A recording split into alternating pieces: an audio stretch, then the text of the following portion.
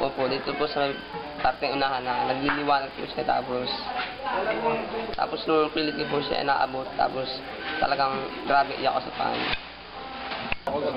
Naramdaman ko talaga kapag sa aking mga kamsi, ay hawak-hawak ko kami. Sabi ko, Lord, ako pa lumalayo sa iyo. Sabi ni Lord sa akin, lapit-lapit ko anak na rin lang sa tabi pero hindi mo ako pinapansin. Alam anak ko, dinedebla mo. So yung nais kong pagawa sa iyo, at saka yung inuulit si Pastor, hindi mo sinusunod. Ang nais ko sa iyo ay isundin mo muna Pastor mo sa kapag sa kanya. Kaya yung mga... Nakita mo kamay niya? Opo, kaya pero yung mukha po ay... Hindi mo makita.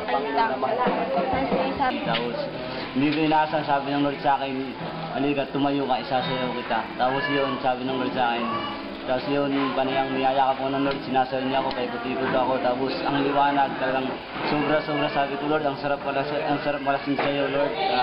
Talagang tumutuloy yung luha ko na hindi ko mapaliwanag yung pagkaya ko sa akin, pagmamahal niya. Talagang grabe talaga yung ginawa sa akin ng Lord. Sobrang talagang hindi ko alam na, tapos biglang may dumaan pa na ang bilis na hindi ko alam kung ano yung bigla na lang dumaan sa loob ko. Tapos yun, talagang grabe, sobrang ginawa ng Lord sa buhay ko. Gabi,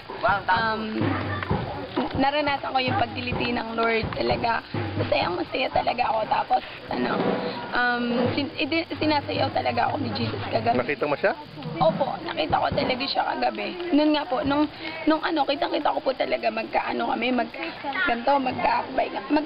tawag dito holding hands. Tapos, sabi niya sa akin, anak, sama kita, halika, sumunod ka. Tapos yun, pagkaganto kami, tapos kitang-kita ko, mayroong daan na paganto-ganto siya, pakilo-kilo, tapos siya, pure na, hindi ko siya matingnan dahil medyo nasisilo ako. Tapos doon sa dulo, grabe yung napakaliwanag niya na hindi ko siya matingnan. As in, pure talaga na parang yung sikat.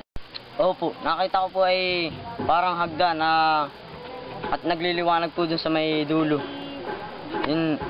Si Lord talagang sinamahan kami at talagang binuhos niya ang kanyang Holy Spirit, bumuka ang langit, naging fountain siya, tapos holy fire na nagbabagsakan na talagang papunta dito sa church at Nakita mo si Jesus?